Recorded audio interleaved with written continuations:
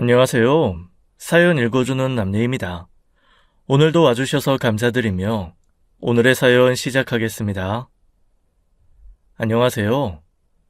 저는 올해 결혼 생활을 마치고 쿨하게 이혼 도장 찍고 새 인생을 시작한 35살 여성입니다. 사는 게 각박한데 이보다 더 각박한 상황이 있을까 생각해보면 제 인생이 딱 그랬어요. 정말 지옥 같았던 5년 결혼 생활을 끝낸 제 이야기 한번 들어보시겠어요? 저는 평생 소원이 정말 좋은 남자 하나 만나 행복하게 살고 싶다 였습니다. 정말 소박한 꿈이었죠. 저희 부모님은 늘 행복한 가정이 가장 중요하다고 말씀하시는 분이셨어요. 그래서 저도 부모님처럼 화목한 가정을 꾸리고 싶었고요.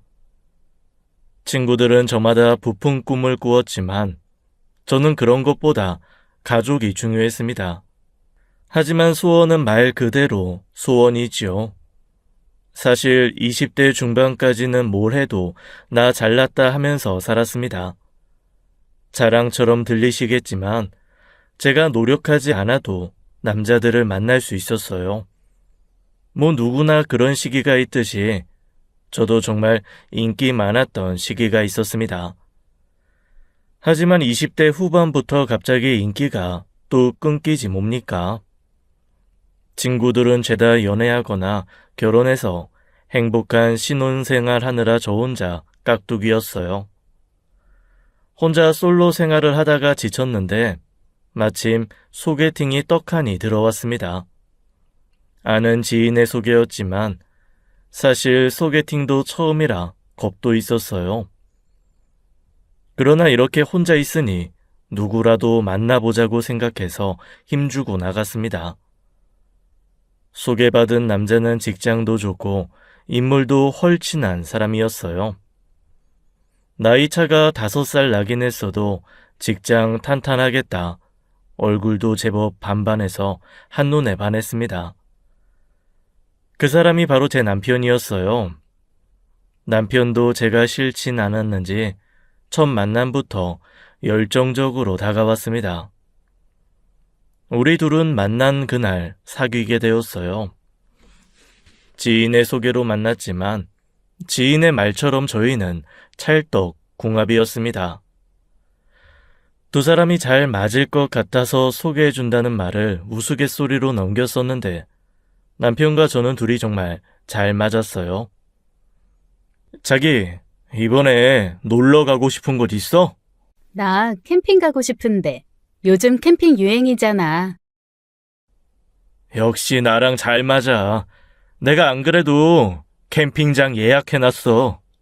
진짜 자기 센스 장난 아니다. 너무 좋아. 마치 제 생각을 다 뚫고 있는 듯이 남편은 제가 원하는 것을 다 알고 있었습니다.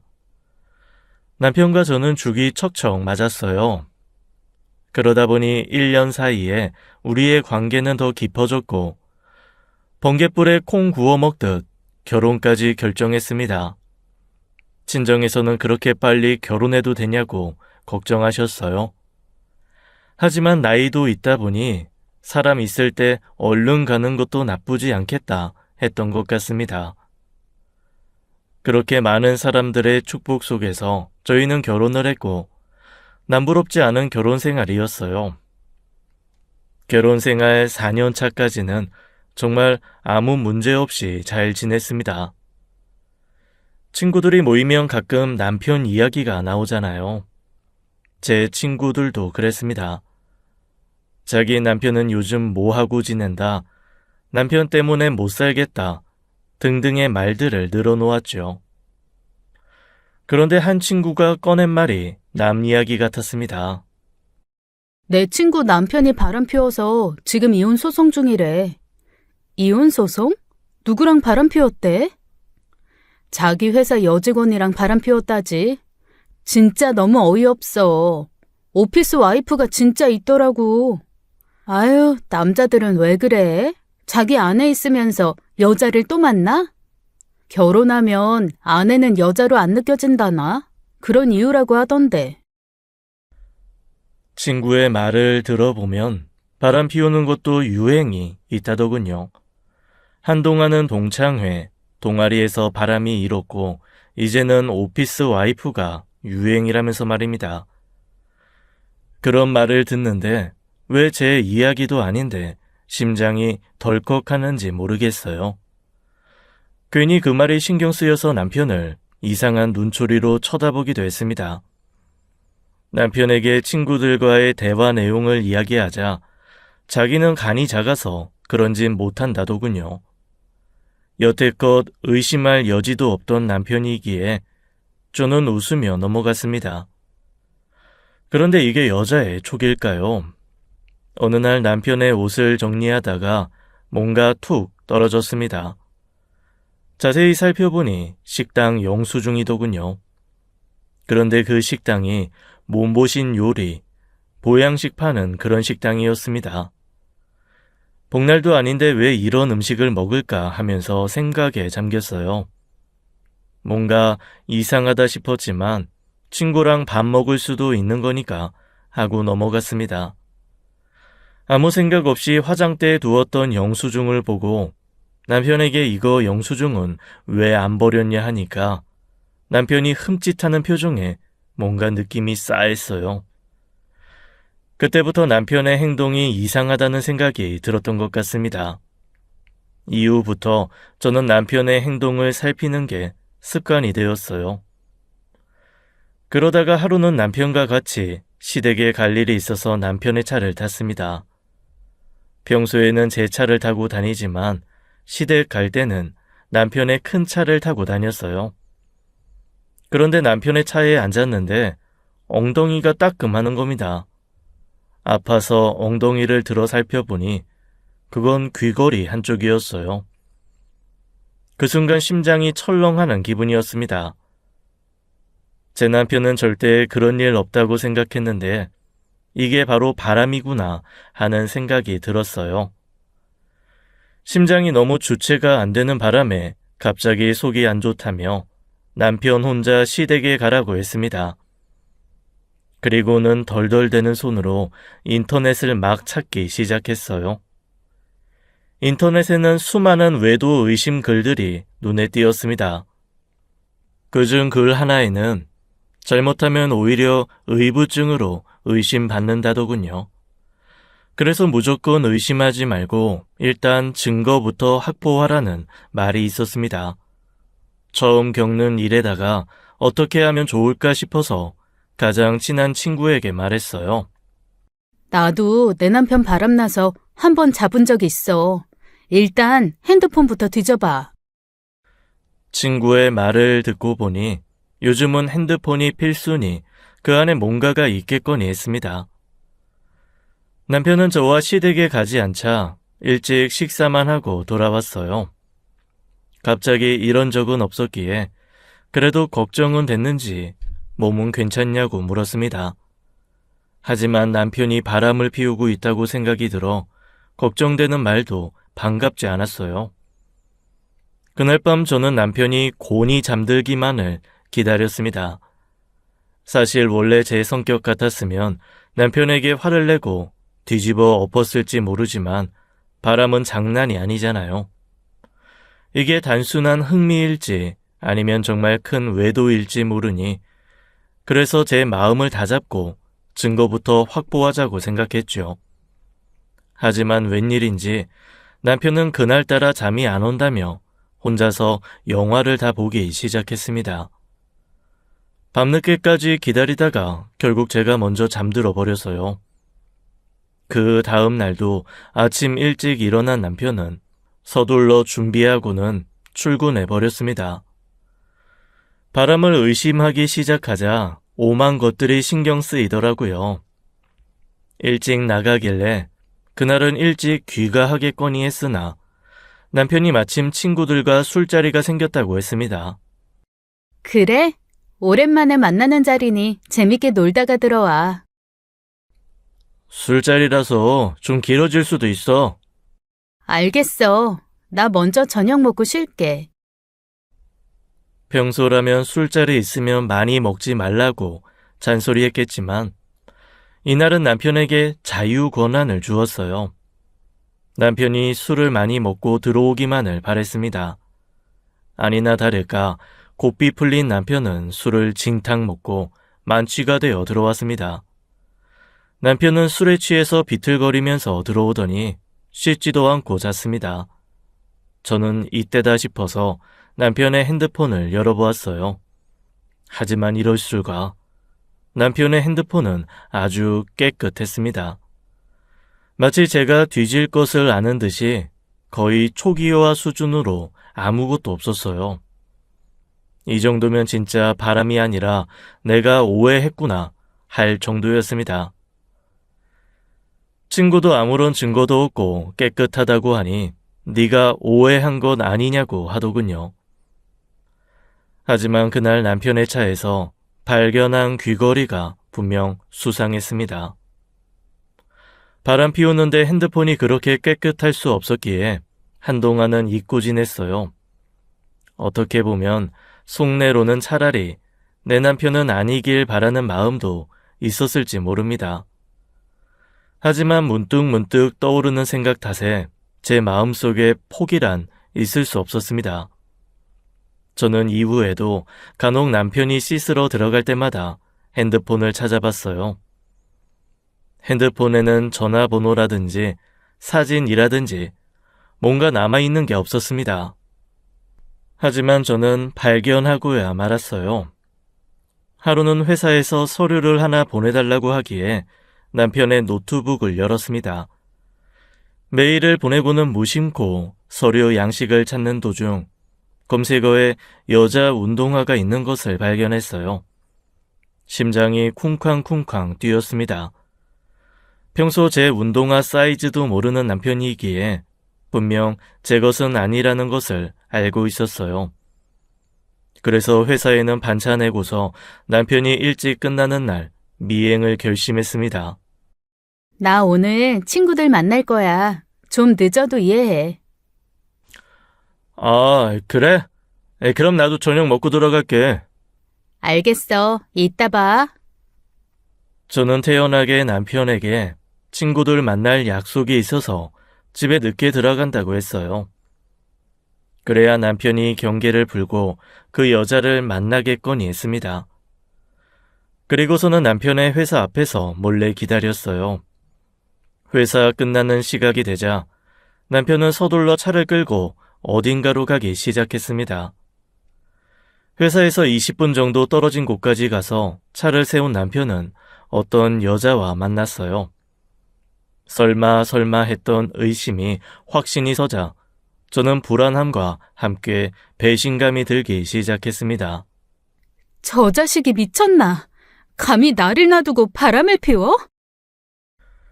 저는 서둘러 차에서 내려서 그 현장을 덮치려고 했어요.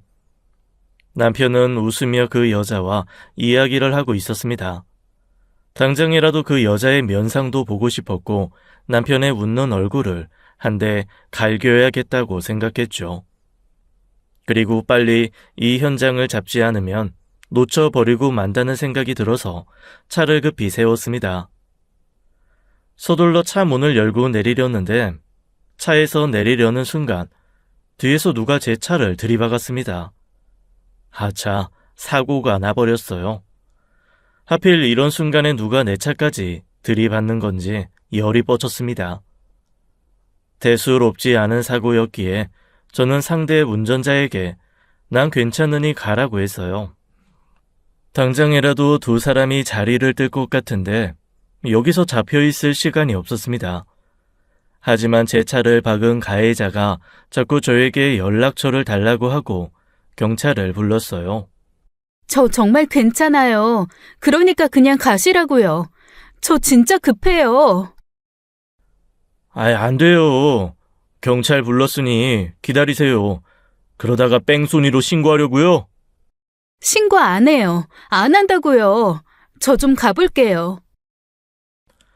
저는 급하다며 가해자에게 사정했지만 가해자는 안 된다며 저를 붙들었습니다.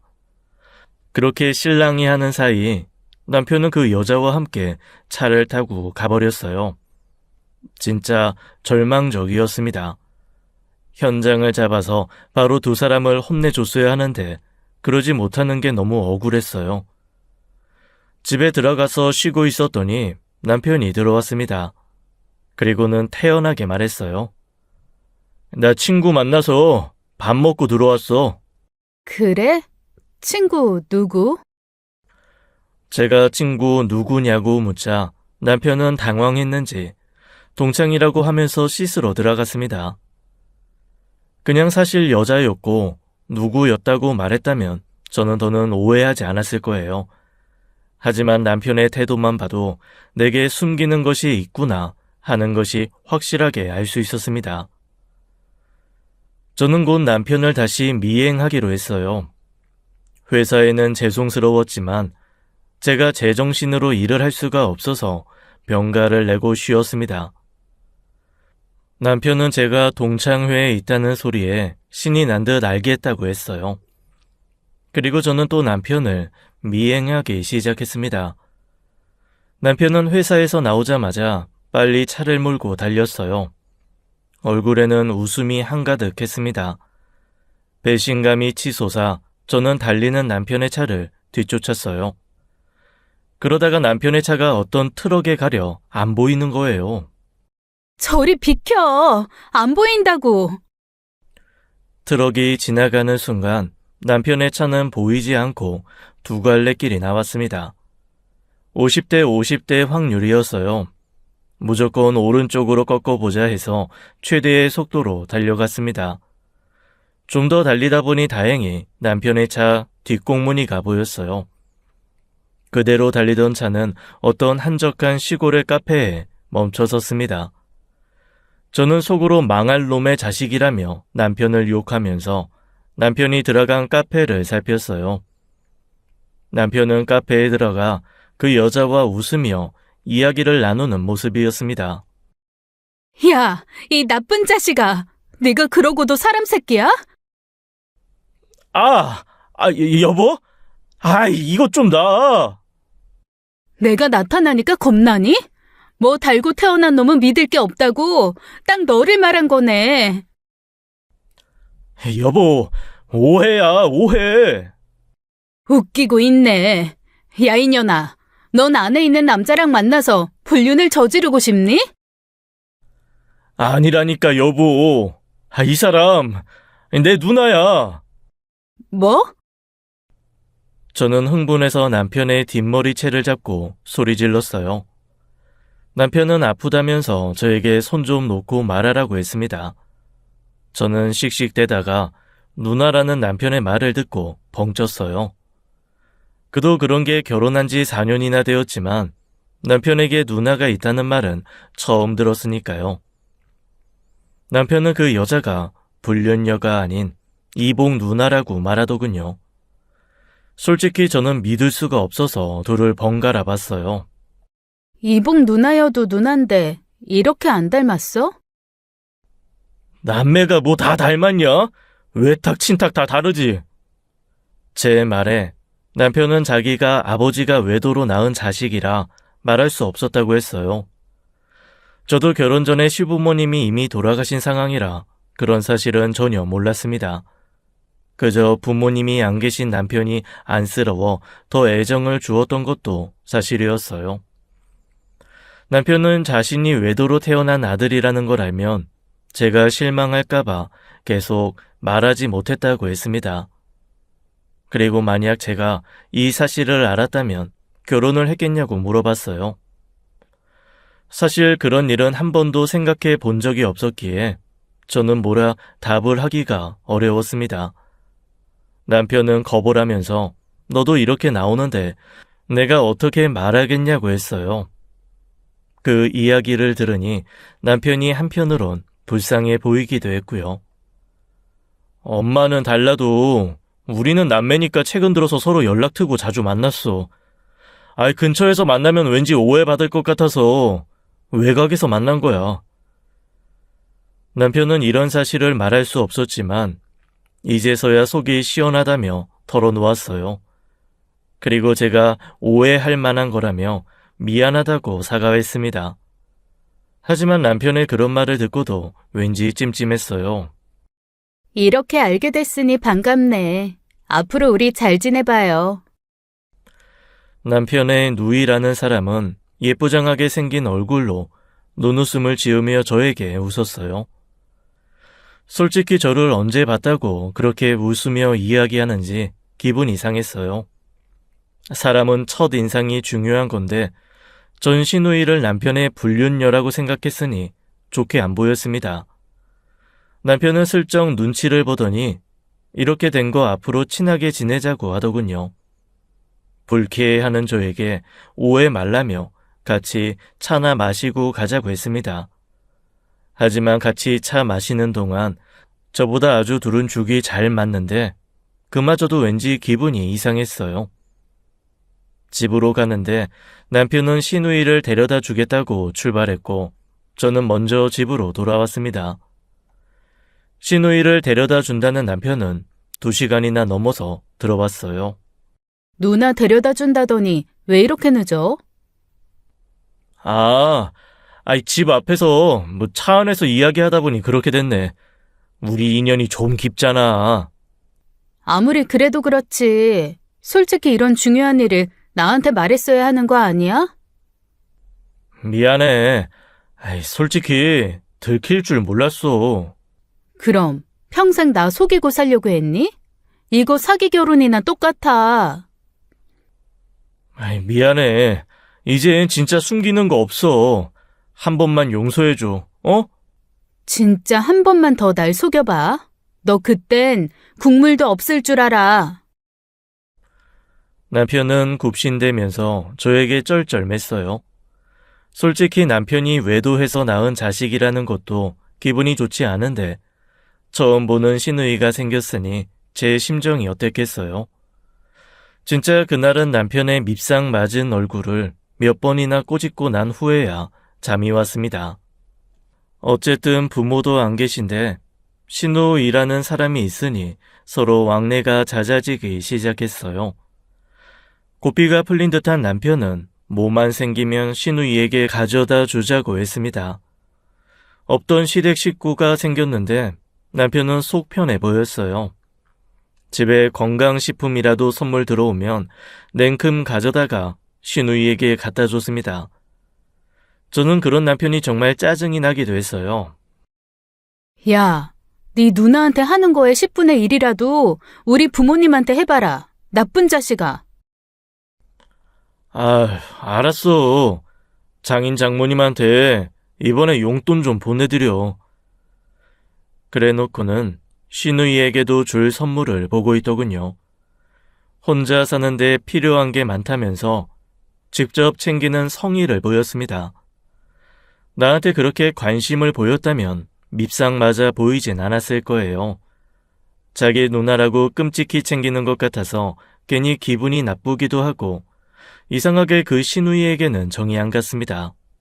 남편은 툭하면 혼자 사는 시누이가 걱정된다며 밤이고 낮이고 이것저것 사다 나르고 전화도 자주 했어요. 저에게는 그러지 않던 사람이 시누이와 통화만 하면 화기애애하고 애교까지 부렸습니다. 그런 남편을 아기 다루듯 하는 시누이가 더 밉상이구나 싶었어요. 그러다가 하루는 볼 일이 있어서 마트에 갔는데 거기서 오랜만에 시고모님을 뵀습니다. 평소에 잘 뵐 일이 없었는데 근처 친구네 집에 가시는 길에 선물을 사려고 들렸다고 하셨어요. 저는 그런 고모님께 생각을 좀 하다가 시누이에 대해 여쭤봤습니다. 고모님, 최근에 그이 누나랑 만났는데요. 원래 연락 안 하고 지내세요? 동헌이 누나? 동헌이한테 누나가 어딨어? 네? 그이는 배다른 이복 누나가 있다고 하던데요. 아이고, 무슨 해괴 망측한 소리야. 네 시아버지 그런 사람 아니다. 네가 오해한 거야. 뭐라고요? 정말 없던 일인 거죠? 저는 진짜 머리가 뱅뱅 도는 것 같았어요. 시 고모님을 만나지 않았다면 남편의 거짓말을 지금까지 까맣게 모를 수밖에 없었습니다. 시 고모님은 펄쩍 뛰시며 시아버지는 외도라는 걸 끔찍히 싫어하는 사람이라고 했어요. 이 새끼가 정말 나한테 가족으로 사기를 쳐? 저는 앞불싸 눈구렁이 남편의 거짓말에 내가 당했구나 싶어서 정말 하늘이 노랗게 보였습니다. 시고모님께 이야기를 듣고 돌아서는데 태연하게 거짓말하던 남편이랑 그년 얼굴이 떠올라 너무 끔찍했습니다.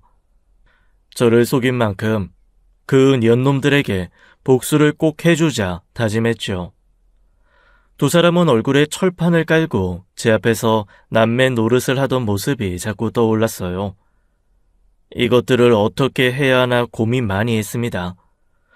그리고는 남편에게 작정하고 시누이의 집에 가자고 했더니 멍청한 남편은 좋다고 하더군요.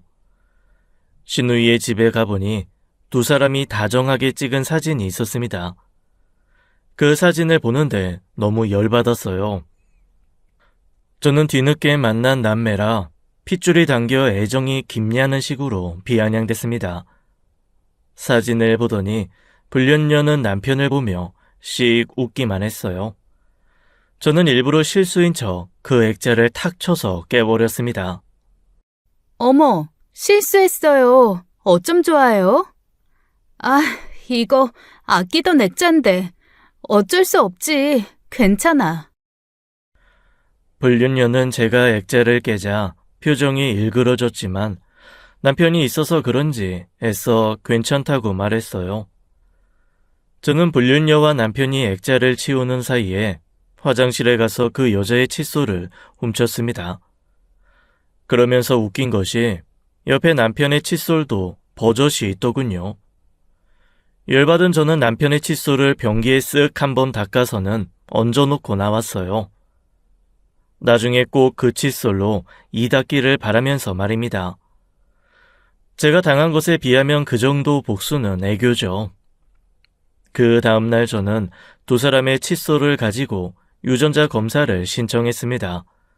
두 사람이 발뺌 못하게 확실하게 잡을 수 있어야 한다고 생각했으니까요. 유전자 검사 결과가 나오는 날 솔직히 마음이 복잡했습니다. 아니었으면 좋겠다는 마음도 있었지만 걸리기만 해보라는 생각이었어요.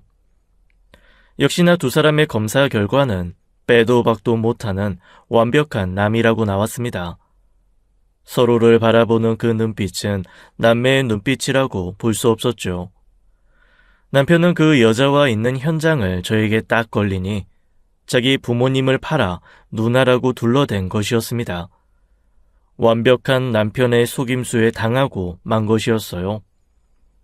저는 제 앞에서 애교 떨던 남편의 면상과 눈웃음을 쪼개던 불륜녀를 떠올리면서 분노에 차서 복수를 다짐했어요.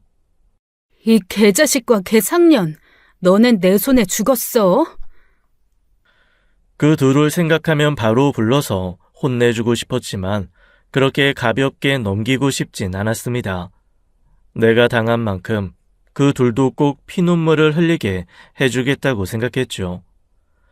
남편과 그 불륜녀의 가증스러운 면상을 떠올리며 어떻게 할까 잠도 못 자고 고민했습니다. 옆에서 늘어지게 자는 남편의 얼굴을 휘갈겨 주고 싶은 마음을 꾹 억누르면서 말이에요. 다음 날 여보, 친척들한테 누나 소개하고 같이 모이는 건 어때? 뭐? 아이, 갑자기 왜 소개해? 뭐 그렇잖아. 배달이긴 해도 남맨데 이렇게 떨어져 살아야겠어? 누나가 불편할 수도 있고, 아이, 좀 그렇지. 형님이 왜 불편해? 솔직히 불편하면 외도로 낳은 자기가 불편해야지. 그렇긴 한데, 어차피 우리끼리 오가고 있는데 뭘. 그러니까 이번 추석 때 가족 모임에 데리고 가자. 일단 누나하고 상의 좀 해볼게. 남편은 제가 불륜녀를 친척들에게 소개하자며 추석 모임에 데려가자 하니 당황해하는 것 같았습니다. 얼마나 놀랐는지 식은땀을 뻘뻘 흘리더군요. 그런 모습이 웃기기만 했습니다. 저는 일부러 전화를 들어 시 고모님에게 전화하려고 하자 남편이 제 전화를 빼앗았어요. 너무 놀라시게 하지 말고 전화부터 드리려고 한다니까 남편은 그럴 필요 없다며 자기가 이야기하겠다고 했습니다. 그날부터 제가 전화만 들기만 하면 남편은 긴장해서는 옆에서 안절부절 못했어요. 혹시라도 그 사실을 말할까봐 겁이 났던 거겠죠. 그렇게 말로만 해서는 안 되겠다 해서 그 둘을 혼내주려고 고모님과 약속을 잡았습니다. 그리고는 카페로 그 불륜녀를 불렀어요. 불륜녀는 저와 누군가 앉아있자 남편에게 이야기 들은 게 생각났는지 후다닥 내빼버렸습니다. 저는 그런 불륜녀를 뛰어가서 붙잡았어요. 왜 그냥 가세요? 고모님이랑 인사시켜드리려고 했는데요. 아, 갑자기 급한 일이 생겨서 미안해. 다음에 내가 따로 인사드릴게. 그래도 사람 성의가 있지.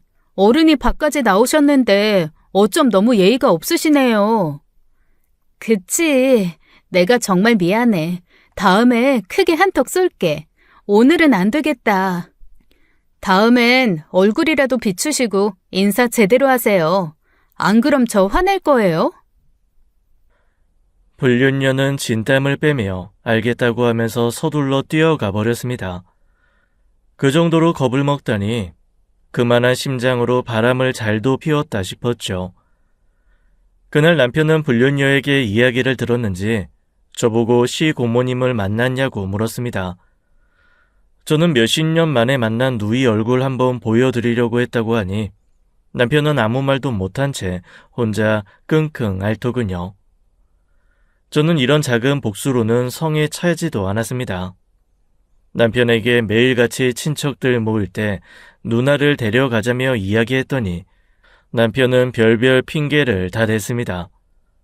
누나가 그 소식에 충격을 받아서 자기의 연락을 피한다면서 말이에요. 저는 그러면 어차피 가족인데 만나야 한다면 제가 직접 설득해 보겠다고 했죠. 그랬더니 남편은 아니라면서 저에게 다음 모임에 꼭 부르겠다고 했습니다. 하지만 핏줄도 아닌 자기 불륜녀를 가족 모임에 당연히 부를 수 없었겠죠. 저는 어차피 친척들 모여서 얼굴 좀 트고 살자며 시댁 식구들을 집으로 부르겠다고 남편을 겁줬어요. 남편은 불륜녀가 해외여행을 가서 바쁘다며 다음으로 미루자고 했습니다. 불륜을 감추기 위해 참 애쓰는 모습에 찌질해 보였어요. 그런 사실을 듣고 나서 제가 자꾸 부르자 불륜녀는 저와 같이 만나는 것도 불편해했습니다. 그러고는 만나자고 하면 아프다 바쁘다 할 일이 있다며 둘러댔어요. 그러면서 자기 둘끼리 뭐라고 통화하는지 남편은 쩔쩔매면서 통화하는 게 보였습니다. 저는 그런 남편을 보면서 꼴사나운 모습이라고 생각했죠. 그런 남편을 보며 저는 더욱 괴롭히고 싶어졌습니다. 남편은 저 때문에 불륜녀와 만나지 못하는 것도 힘들어 보였어요.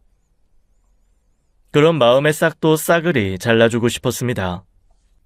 형님은 언제까지 혼자 살 거래? 자기가 챙겨주는 것도 한두 번이지. 나이도 있으신데 결혼하셔야지. 아직 제 짝을 못 만난 거지. 뭐 요즘은 혼자도 살기 좋지. 아유, 혼자가 뭐가 좋아. 다 늙어서 혼자 살다가 고독사해. 내가 좋은 남자 하나 소개해줄게. 뭐?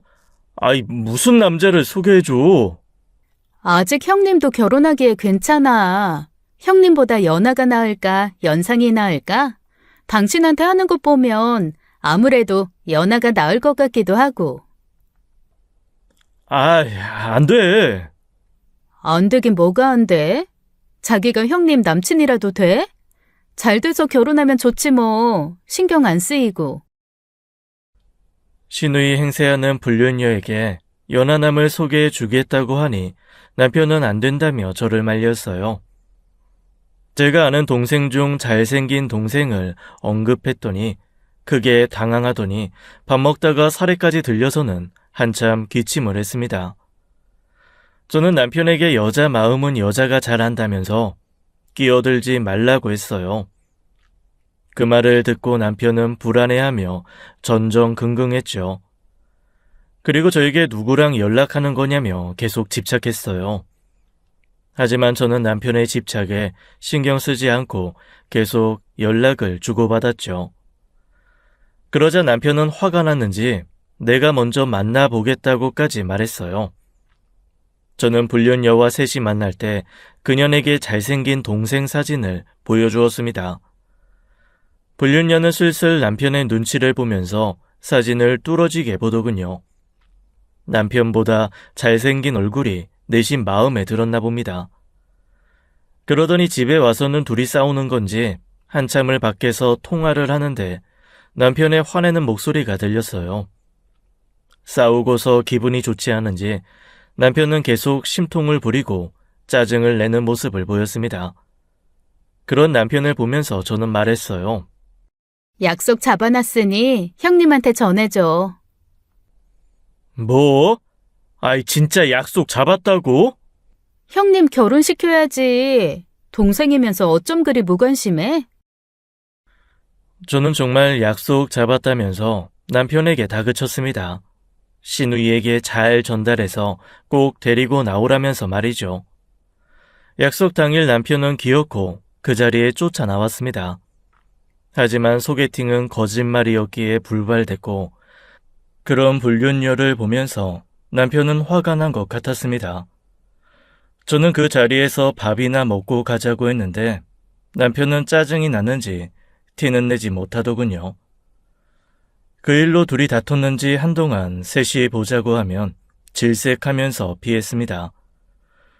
저는 그런 남편을 더 열받게 만들기로 했어요. 둘이 어찌 풀었는지 모르지만 또 시누이 집에 간다고 하면서 나가는 남편에게 같이 가자고 했습니다. 저녁 시간에 둘이 만나는 것은 곧 뻔한 일이니까요. 남편은 제게 집에 있으라 했지만 저는 둘이 내 험담을 하는 거 아니냐며 쫓아갔습니다. 가는 동안 제가 깜짝 서프라이즈를 해줄 테니 신우에게 말하지 말라고 방문했죠. 남편을 먼저 들이밀고 들어가자 불륜녀는 슬립 하나만 걸치고 나왔더군요. 제가 뒤에서 깜짝 놀라게 하자 불륜녀는 얼굴이 시뻘게 져서는 급하게 화장실로 들어갔습니다. 누구 남자 불렀나 봐요. 제가 다 부끄럽네요. 사귀는 사람도 없는데 무슨 남자야. 요즘은 사귀지 않아도 같이 잠만 자는 사람들도 많대. 제 말에 남편은 얼굴이 불그락 푸르락 하면서 어쩔 줄 몰라 했어요. 저는 남편에게 불륜녀의 집에 혼자 가지 말라고 했습니다. 다른 사람들이 보면 남편과 그렇고 그런 사이인 줄 오해하겠다면서 말이죠. 저는 계속 불륜녀에게 다른 남자가 있는 것 아니냐며 캐물었는데 남편은 순간 버럭하고 소리쳤습니다. 자기 여자에게 다른 남자가 있다는 생각만으로도 분노가 일었는지 화를 내더군요. 저는 미쳤냐며 시누이가 애도 아니고 남자가 있어도 벌써 여럿은 있었겠지 하며 말했습니다. 대답 안 하는 불륜녀와 그 이야기를 들은 남편은 불안했나 봐요. 집에 와서는 참지 못하고 시누이에게 할 말이 있다며 전화통을 한참 붙들었습니다. 집착하는 남편을 보며 저는 남편에게 더 정남이가 떨어졌어요. 남편은 불륜녀와 이야기가 잘 안 됐는지 밤새 잠도 못 자고 뒤척였습니다. 저는 그럴수록 남편이 못나 보였고 더 압박을 가했어요. 자기가 너무 형님 신경 쓰고 걱정하니까 이젠 진짜 결혼 상대 소개해야겠어. 알아서 잘하겠지. 왜 자꾸 남자 타령이야? 중이 제 머리 못 깎는데 내가 결혼정보 회사도 알아봤어. 아니, 뭐 결혼하는데 돈을 들여. 형님 나이 생각해봐. 결혼정보 회사 가면 원하는 남자들하고 소개팅하면 빨리 갈 수 있어. 남편은 제 말에 이러지도 못하고 저러지도 못하고 안달이 났습니다. 저는 일부러 남편 드러나며 불륜녀에게 원하는 남자 타입을 알려달라고 하며 말했어요. 불륜녀가 말하는 남자 유형을 말하자 남편은 기분이 좋지 않은지 벌떡 일어나 밖으로 나갔습니다. 제가 정말 결혼까지 밀어붙일까봐 속이 꽤 타는 것 같았어요. 저는 다음 날 쿨하게 남편 카드로 불륜녀를 결혼정보회사에 가입시켜줬습니다. 남편은 어떻게 이걸 자기 카드로 긁냐며 흥분했지만 저는 말했어요. 내가 늙어서 형님 시중까지 들어야 돼? 그리고 다 늙은 형님 좀 그만 쫓아다녀. 마마보이도 아니고 창피한 줄 알아. 제 말에 남편은 부끄러웠는지 말도 못하고 끙끙 앓는 것 같았습니다. 자기 돈으로 불륜녀의 결혼정보회사까지 등록해주니 배알이 꼴렸을 거예요. 속으로 너무 통쾌했어요. 결혼정보회사가 그렇게 비싼지 몰랐는데 남편은 그것도 속이 쓰렸나 봐요. 불륜녀와 만날 때마다 제가 쫓아다니니 저를 따돌리려고도 많이 했습니다. 하지만 저를 따돌릴 수는 없었죠. 남편은 자기가 다른 짓을 하는 것도 아닌데 왜 이렇게 쫓아다니냐고 하더군요. 집에 나만 놔두고 맨날 어딜 그렇게 다녀? 치사하게. 나도 같이 다닐 거야. 애처럼 왜 그래? 누나랑 할 이야기 있다고. 내가 남이야? 무슨 이야기를 그렇게 하는지 나도 좀 듣자. 집에 좀 있어. 다음에 같이 보면 되잖아. 싫어. 나도 같이 놀아. 아니면 내가 다른 친구 한 명 더 부를까? 남편은 결사 반대했지만 저는 제가 아는 친구를 부르겠다고 했습니다. 그리고는 제가 아는 친구 중 정말 멋진 남자 사람 친구 한 명을 불렀어요. 그 친구에게는 사전 설명을 해놓고 그 불륜녀를 꼬연해보자 했습니다. 남자 사람 친구는 남편과 불륜녀가 저에게 그런 행동을 한 것을 생각하면 가만두고 싶지 않다고 했어요. 다 같이 만나고 제가 그 친구와 친한 모습을 보이자 남편도 신경 쓰는 것 같았습니다. 그리고 불륜녀 역시 그 친구의 시선을 끌고 싶어하는 눈치였어요. 남편은 나이가 있었지만 그 친구는 키도 크고 저와 동갑이라 솔직히 좀 더 시선 끌만한 사람이었죠. 친구여도 그렇지 너무 친하게 지내는 거 아니야? 형님이랑 잘 되게 해주려고 부른 거야. 다른 신경 쓰지 마. 남편은 제가 그 친구랑 친하게 지내는 것도 싫고 불륜녀와 그 친구랑 사이가 좋은 것도 싫었나 봅니다. 밥 먹다가 흘리기도 하고 계속 뚫어지게 그 친구에게만 시선을 주고 있었어요. 그러다가 불륜녀가 술을 마시다가 흘리자 제 친구가 적극적으로 닦아주는 걸 보고 폭발했습니다. 그 손 떼! 어디 함부로? 여보, 되게 예민하다. 흘리면 닦아줄 수도 있지. 그래, 동원아. 난 괜찮아. 불륜녀는 그 친구에게 빠져서 눈치가 없이 남편에게 자기는 괜찮으니 놔두라고 했어요. 남편은 그 친구의 손이 불륜녀에게 닿는 걸 보고는 화가 머리끝까지 치밀어 올랐는지 짜증을 내다가 옆에 있던 화로에 옷까지 태워 먹었습니다. 남편은 집에 가자며 난리를 피웠어요. 하지만 그 모습을 보면서도 친구와 불륜녀는 번호를 주고받았습니다. 불륜녀는 싱글인 그 친구가 나이도 8살이나 많은 자기에게 관심을 가지는 것 같아 보이자 마음이 부풀어 보였어요. 저는 그럴수록 남편의 얼굴이 사색이 되는 것이 보였습니다. 불륜녀는 좋은 인연을 만났다고 생각해서인지 콧노래까지 부르더군요. 가는 차 안에서 불륜녀는 저에게 그 친구의 정보를 물어보기까지 시작했습니다. 초반에는 그래도 남편의 눈치를 보더니 어차피 남편이 유부남인 걸 알고 있어서인지 싱글이 낫다고 판단했나 봐요. 싱글벙글한 불륜녀와 화가 머리끝까지 난 남편을 보면서 저는 속으로 쾌재를 불렀습니다. 불륜녀는 저에게 잘 되면 한 통 내겠다며 차에서 내렸어요. 남편은 차에서 잠깐 기다리라며 불륜녀를 따라 들어가더니 아파트 입구에서 싸우는 모습이었습니다. 남자가 그렇게 좋냐? 아주 해벌레의 손은? 아휴, 아내나 잘 챙기세요. 너도 아내한테 엄청나게 질투하고 있더구만. 아니, 그게, 그 자식이. 몰라. 네가 먼저 시작했다. 이제 각자 알아서 해. 가봐. 네 아내 기다리잖아. 남편은 할 말을 다 못하고 차에 있는 제 눈치를 보고는 차에 탔지만 운전에 집중도 못했어요. 불륜녀는 남자라면 사족을 못 썼고 남편은 그런 불륜녀가 불안했나 봐요. 집에 가는 내내 핸드폰만 봤습니다. 그리고 집에 와서 깡소주를 마시더군요. 저는 그런 남편을 위해 친구와 불륜녀의 약속을 잡아주곤 소식을 알려주었습니다.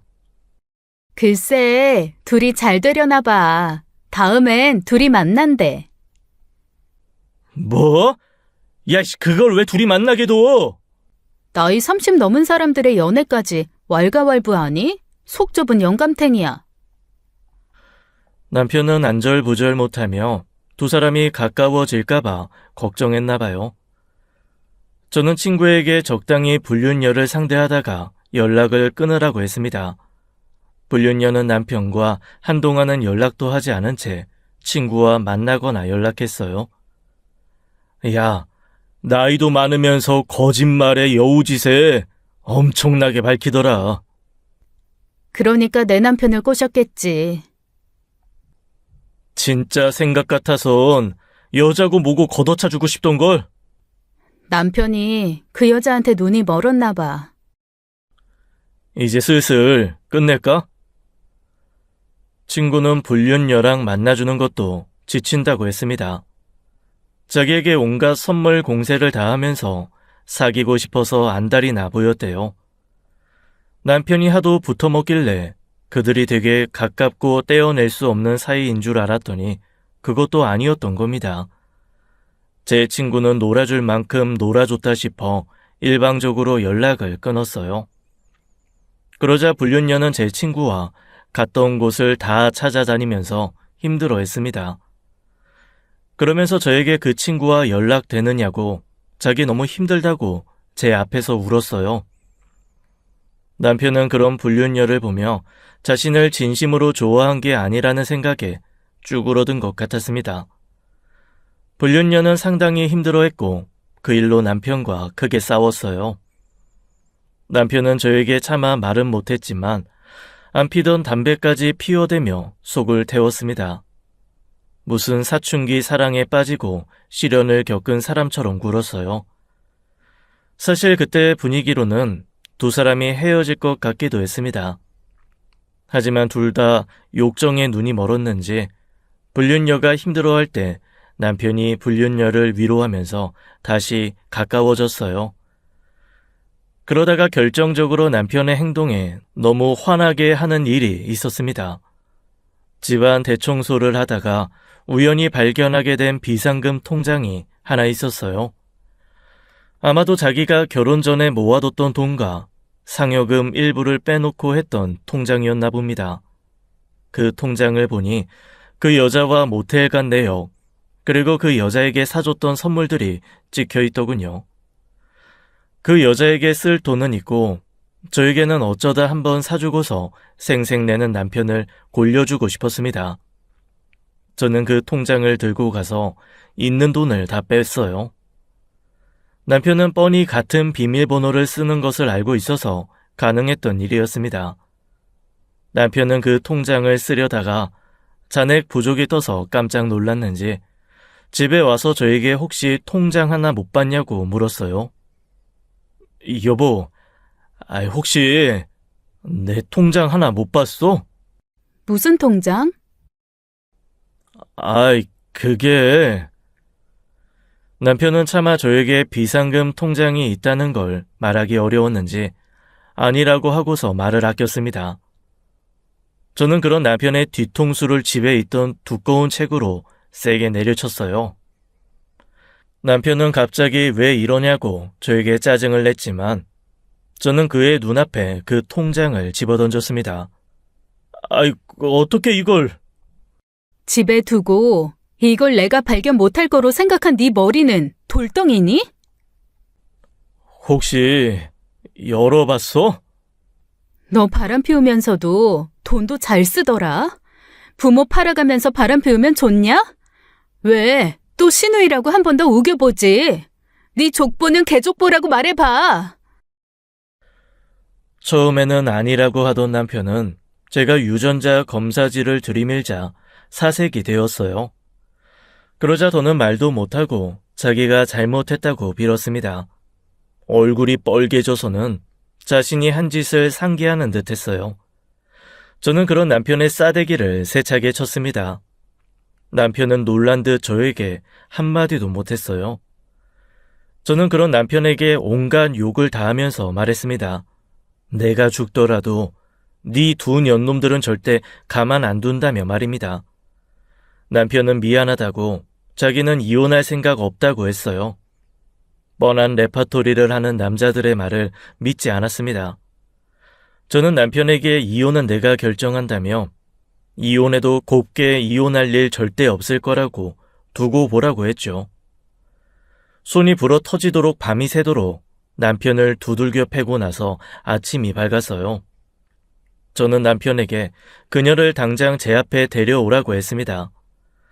남편은 불륜녀만은 괴롭히지 말라더군요. 얼마나 사랑하면 나보고 괴롭히지 말란 소리가 나올까 싶어서 열이 더 뻗쳤습니다. 저는 당장에 아침부터 그 여자의 집으로 향했어요. 남편은 설설 기면서 이러지 말라고 저를 따라왔습니다. 하지만 저는 그 여자 집으로 가서 냅다 머리채를 잡고 끌고 나왔어요. 그리고 아파트 앞에서 아프다고 소리치는 여자를 내팽개치고는 여자의 실체를 밝혔습니다. 이 쌍것이 바로 내 남편 꼬여낸 늙은 여우입니다. 둘이서 남매라면서 붙어먹었네요. 이것들을 살릴까요? 죽일까요? 제 말에 아파트 사람들이 한둘 나오더니 누구냐며 수군대기 시작했어요. 불륜녀는 제 발목을 잡고 집안에서 해결하자며 자기가 미안하다고 울며 빌었습니다. 하지만 저는 그런 불륜녀의 말은 들리지 않았어요. 남편은 자기의 얼굴도 알려질까봐 불륜녀의 곁에 있지도 못하고 나무 뒤에서 쩔쩔매고 있었습니다.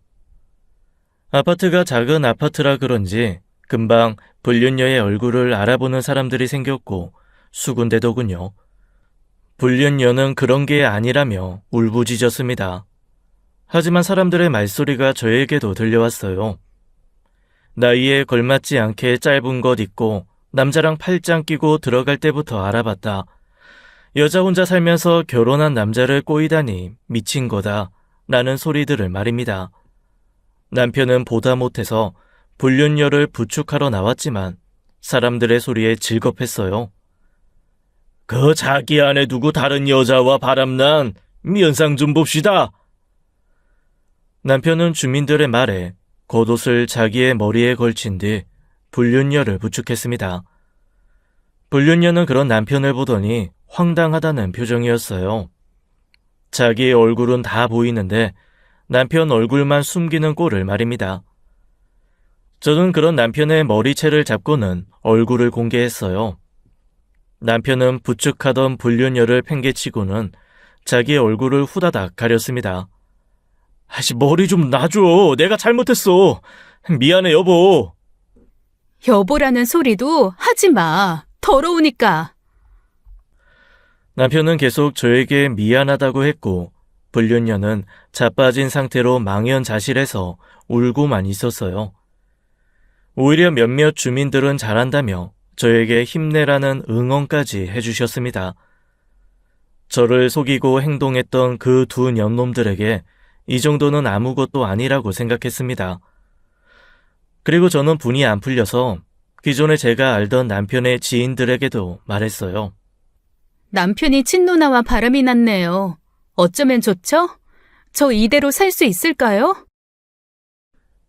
그러면서 남편이 말했던 대화 내용과 카톡 대화 내용 캡처한 사진을 보냈습니다. 최대한 절박한 말투로 보냈더니 다들 연락이 와서 그 자식 어디 있느냐며 알려주면 가만 안 두겠다고 했어요. 믿을 수 없다는 사람들도 있었지만 그 둘의 사진과 대화 내용을 보더니 인정 안 할 수 없었던 것 같습니다. 남편의 지인들도 저와 친했기에 어떻게 그럴 수 있냐며 친구로 지내기도 싫다, 엽겹다는 반응이었어요. 심지어 걔도 자기 가족은 안 건드린다며 욕정에 발광하는 천하의 개자식으로 말하며 절 위로했습니다. 그 일로 남편에게 직접 전화해서 쌍욕하는 친구들도 많았고요. 남편은 저에게 그만해달라며 친구들에게 해명해달라고 울면서 부탁했습니다. 하지만 제가 왜 그래야겠어요? 내가 당한 것을 생각하면 그보다 더한 것을 돌려줘도 모자랐는데요. 결국 남편은 남편의 입으로 그 여자는 자기의 불륜녀라고 말하고 다녀야 했습니다.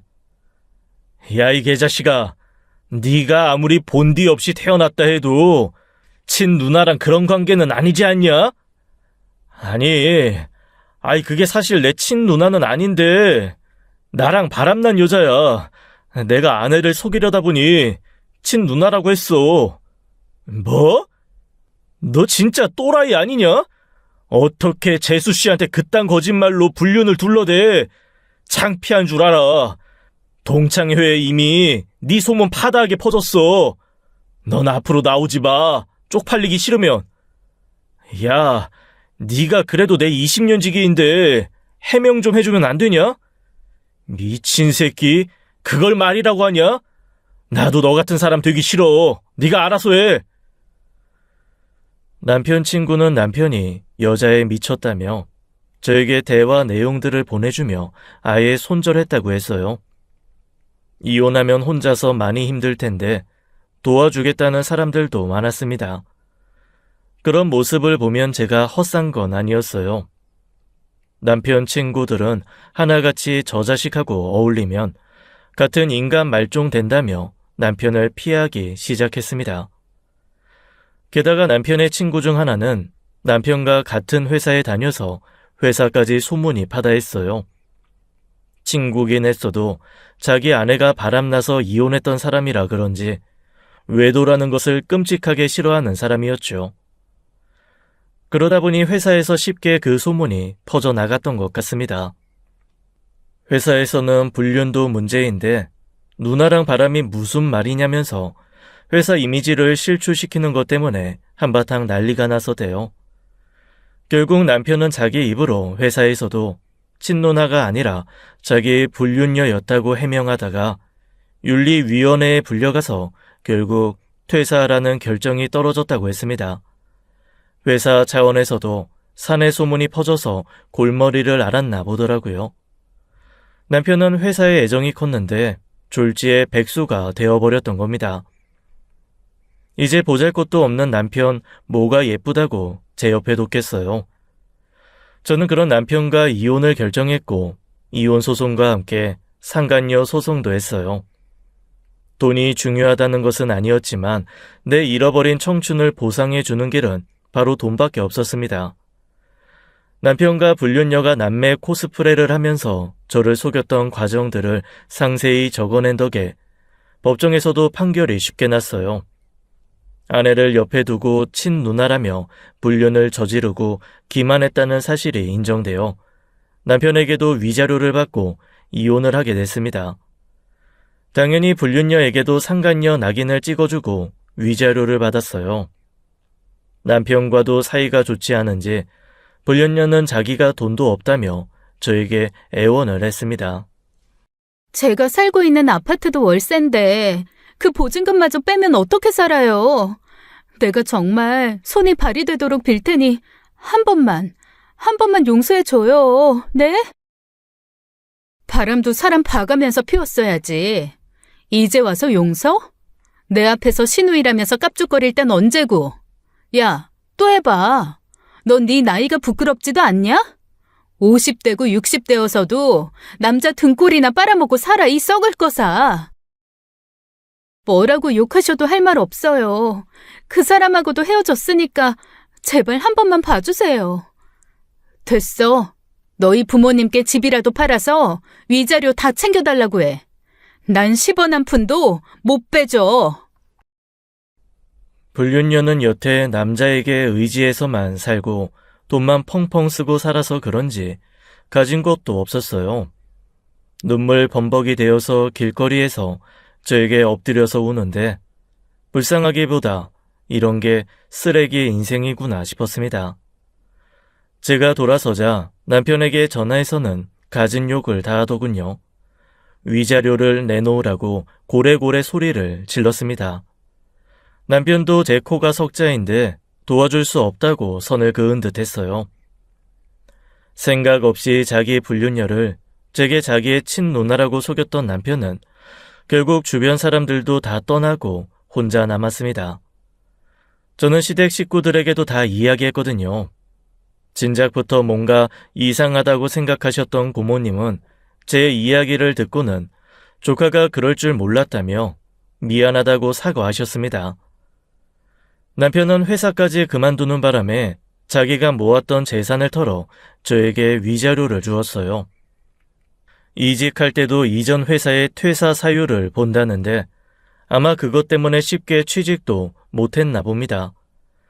자기 잘났다고 바람이나 피우던 남편은 아르바이트를 전전하며 공기처럼 살고 있다는 소식을 마지막으로 들었어요.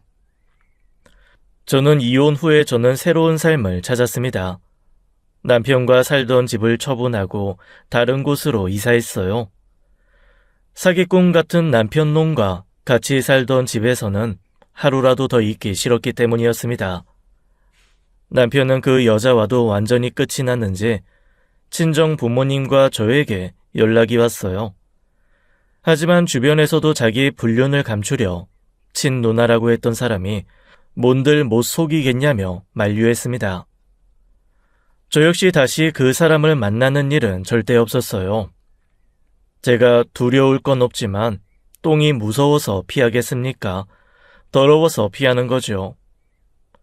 이혼이 오히려 저에게 복이 되었는지 새로운 직장에 좀 더 좋은 연봉을 받으면서 돌싱의 생활을 즐겁게 즐기고 있답니다.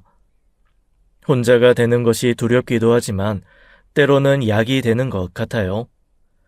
오히려 혼자가 된 지금 더욱 홀가분하고 제가 사랑하는 사람들을 챙기면서 살고 있답니다. 간혹 과거를 생각하면서 남편이 새 사람이 되길 바라시는 분들, 참고 계시는 분들 많으실 텐데 그러지 마세요. 인생은 지금부터가 시작이니까요.